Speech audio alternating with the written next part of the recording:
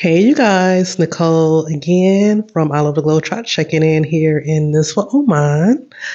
Um, Welcome to a new month. I decided that for today, since the Day of Love is coming up this coming weekend, Valentine's Day around the globe, that I will discuss the hot topic of dating as an expat or dating while living abroad. This is always the number one question that I'm asked in my decade plus of being an expat, living abroad in Oman, in Korea, in Germany. So, yes, and I'll dive in and give a few tidbits of my experience as well as, stories that I've heard about the joys and the pitfalls of dating as an expat living abroad. So, as you all know, when I first decided to, maybe you don't know, but some of you, but anyway, when I first moved abroad, I actually lived in South Korea for a few years, and I was like, oh, this is going to be interesting, dating while living in Southeast Asia. But, I always take the good with the bad when it comes to being an expat and living abroad. So, during my CNBC interview, when I touched upon the topic just a slight bit, I said that dating is really like a global epidemic.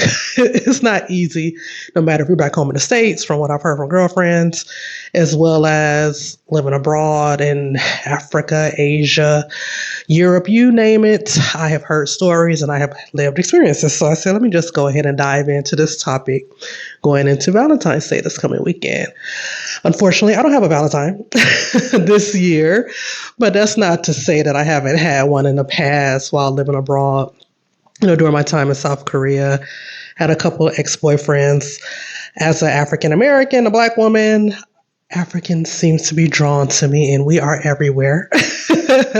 Black Americans and Africans. So, I will say primarily in my time living abroad, I have mostly dated African men from my time in South Korea. When I was based in Busan, I've dated a Cameroonian, an ex. That was a nightmare. I have stories for days. That was yeah. Ladies, just be careful out here. I'll say in these expat streets when it comes to who you choose to spend your quality time with. I've dated a Cameroonian, I dated a Nigerian in my time in Korea. And yeah, I love Korea single because those were not the best experiences for me. But I will say that, just because I am single in these expat streets, that's not to say that you can't find a significant other. Wow. Living and traveling abroad, because I definitely have heard stories. I've had girlfriends who have met their mate. Typically, I would say best case scenario will be to date another expatriate. Doesn't have to be American. It could be someone from the UK. I've had a girlfriend who just married someone this past year that she met while teaching abroad. So in an ideal situation as well, if you are looking to live abroad, if you can find someone who wants to live this lifestyle with you, and who wants to have the same experience as you, like I know, meeting someone who's also a fellow teacher has been a good experience for some people as well. So, in my case, I haven't dated other teachers, especially working in my university or working in schools in Korea. I usually kind of stirred away from that, but maybe I need to reevaluate my dating pool while being an expat. So, I will throw that out there. But yeah, some of the good and the bad, I will say I didn't have the best experience in my time in South Korea, but I know I had a girlfriend who met her husband there. So had several girlfriends who met their husbands there. So that can be a Korean or that can be a fellow expat. So when I decided to leave Korea, came to Oman, my first year here, I actually did the one thing that I said I wasn't going to do, which was within my first week of touching down, I actually met someone at a bar. And, that particular person, I didn't know he wasn't an expat. He was actually someone I would just say from the region. And, we dated for a bit, about 6 or 7 months. It didn't last. But one thing I will say initially, like my first week of landing, I said, I'm not going to date. It's the Middle East. I don't don't know. I just need to get my bearings. And literally first week on the ground, I met someone and we were inseparable from there. But I will just say that culturally, he was an African Omani, and it's haram. That's something that you're just not supposed to do in this region. Typically, I will say times are changing. There are more younger people who are trying to find their mate and convince their family otherwise. But typically in this region, they are set up by their family. They are promised someone. My particular ex, he was actually divorced. And so his case was a little different. But at the end of the day, culturally, it just was never going to work. So in some cases, an Omani will take an expat home, like an American or, what have you. But in 85-90% of the cases, they typically want to marry someone who is a local, or if they're not a local, because Oman has changed laws regarding being able to marry outside of their particular culture.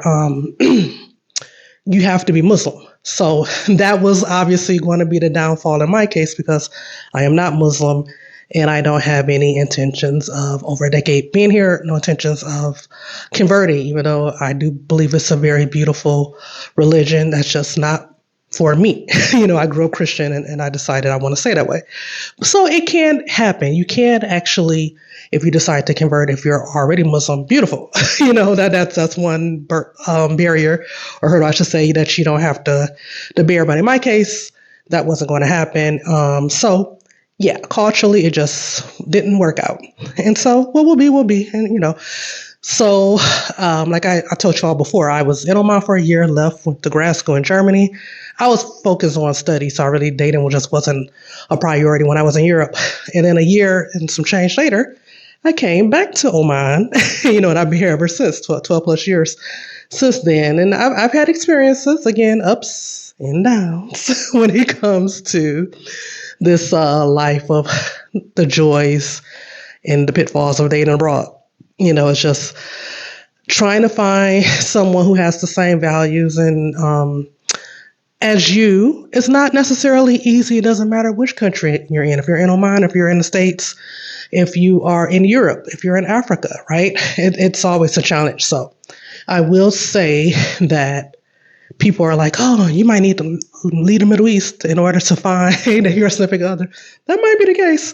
But like I said, I do know some people who have had luck finding their partners and being on their merry way. But I will caution, I will say, from stories that I've heard from other people, and even from my own lived experience, you have to be careful, because passport privilege is real. People see that you're an American. They see you have a blue passport. And they're like, maybe if I marry her, if I get with her in the future, she will go back to the States and she'll bring me with her. Like I said, I've heard stories, and one of my exes, from my time in South Korea, I'll just say, a Nigerian that I dated, and that didn't last, but he kind of find out he was already married to an American girl, and he left, went back to the States with her. They had kids, what have you. And then years later, I'm already in Oman after I left Korea. I get a message on, I think, Skype, the most random place, from so-called ex, like, where are you? Are you in the States? Did you leave Korea? Where are you? Excuse me, sir, why are you contacting me? That was my experience, and he was very blunt about the fact that he married her for green card purposes. So I'm just like, wow. I had heard stories, but the fact that someone had reached out to me trying to get back in the picture, I was like, okay, sorry, but no. Be on your merry way blocked. And so, yeah, you just, ladies, be careful. And gentlemen, I will say, but more so, I'm talking to my ladies here, the ones who always ask me about this $1 million question of, girl, how is it living abroad? How is it dating abroad? It ain't easy, but I know from, like I said, experience and from what I've heard, it's not easy in the States either. So you just got to keep your head on a swivel. Y'all can see here, I got my Detroit versus everybody shirt on. I'm from the D, from Detroit. I keep my head on a swivel, and I am very cognizant, aware of different situations, But like I said, I'm human. Sometimes you get caught up. So anyway, I went back to Korea. Let me move back into the experiences of dating in Oman. I told you about the African Omani that I was dating when I first got here, my first year. Left, went to school, came back, and now 10 plus years later, there are still no wedding rings on my fingers yet. However, I'm keeping hope alive that I will find, even if we don't get married, even if it's just like a partner that I'll be a life partner, I'm hoping that inshallah down the line, I'll find that partner who is on the same page as me. It's not particularly easy when you want to travel the world, you want to continue this lifestyle. I don't have kids and I've never desired kids, love kids, that they're just not for me. So finding a partner who has the same core ideas about how to move about the world, it's not particularly easy. I've had people be like, oh, you'll change your mind. You don't want kids. I'm like, red flag on the play. I know what I want. This is my body, my choice, right? So, you definitely have to be careful. But like I said, that's the case back home in the States, and that's the case abroad, right? So let's see, where was I? Broke up with the ex, the first Omani, African Omani, decided never again. I am not trying to cross that barrier. So let's stick with the expats over here, right? So let's see some more interesting stories. The apps are real. Some people are like, oh, they have apps over there in the desert? Yes, girls and guys. They do. There's Tinder over here. There's Bumble. There's all the apps. For a while, I was just really anti-apps. I was just like, I really don't want to do that anymore. I did that in my 20s and my, later years, my current years. And I was just like, I really want to take a break from the apps. But I know people enjoy them. And I will say I have had experiences on there. Like, for example, I've told a few girlfriends about Mr. PhD that I spoke to when I first came back to Oman years ago. We chatted for over a year, I would say, probably on one of the apps. I'm not going to say which one. But we chatted, and he was based in Dubai. No, actually, no, Abu Dhabi, UAE. Anyway, he was based in Abu Dhabi. I'm here in Oman. We're chatting, very intellectual, enjoyed the conversation. When we finally did decide to meet up, when I went to Abu Dhabi, because I'm a blogger, I actually had like a restaurant review, like a fancy place at the Emirates Palace. I was just like, come meet me, So I'm like, listen, you don't typically get women who are just like, come meet me, and this is gonna be on me because I'm a blogger. You don't even got to cover it, right? So yeah, it was an interesting first date. And kind of find out Mr. PhD, he was, I believe, Nigerian. Like I said, African state, they love me.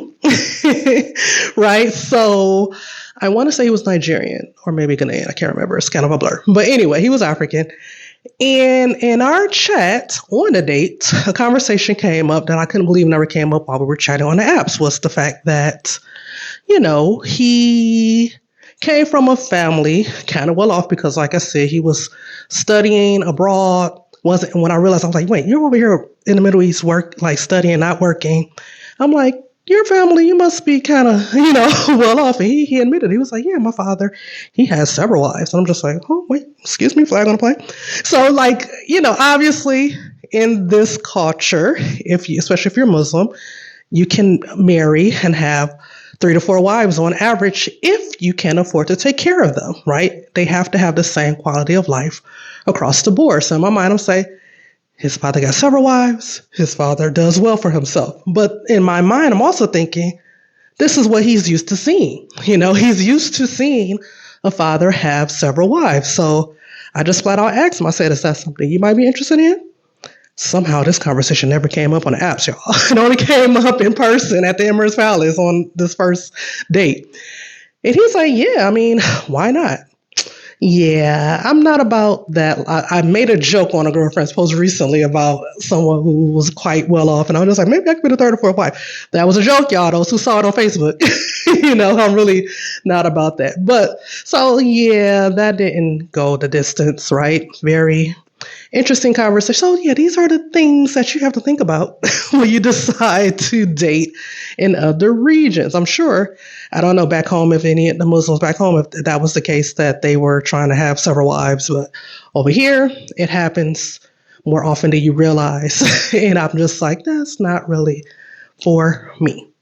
So that's another experience. Obviously, through the years, I've used the apps, but in general, I prefer not to. I prefer if I can meet somebody in a while during my travels or, for example, at networking events. I was telling people about an app called Internations, website/app Internations, and they host international networking events. Not just networking events, actually socials, like if you want to go camping, if you're a movie buff, whatever your heart's desire. They have book club, they have it, right? So Internations, check it out if you're thinking about moving abroad, because it's a very great resource for networking. So I will say my last ex-boyfriend, who was Sudanese, lived in this region for most of his life with a father who was an educator here. But anyway, I digress. We met in person and it was nice. I will say, I'm not going to say it was all horror stories when it comes to dating over here. Like we didn't last. We're still good friends to this day. We still even chat. But we dated for a few years, and sometimes, just in life, you realize that your life path may be going a different direction. So we didn't make it the distance, but like I said, to this day, I still have someone that I care for, and he cares for me. And that's that. So, I'm out here. I'm like I said, Valentine's Day is coming up. I'm still single. And I'm not going to say nobody's been in my inbox, in the DMs. I've gotten some, don't get me started on DMs that I get since the CNBC interview had went viral last year. It was quite the experience. But so yeah, I'm out here. And let's just see what the future holds. But I just wanted to pop on here and share a few tales of my experience living out here in the wild, being in a desert and traveling the world as a single woman. So yeah, but have you ever dated abroad? Have you dated in your travels? Are you a current expat? Hit me up here on I Love the Globetrot. Subscribe if you haven't already and comment below. Let's have a dialogue. Let's have a conversation. So that's it for today. If you have any questions, feel free to reach out on the blog or here on YouTube. I Love the Globetrot. See you later. Bye.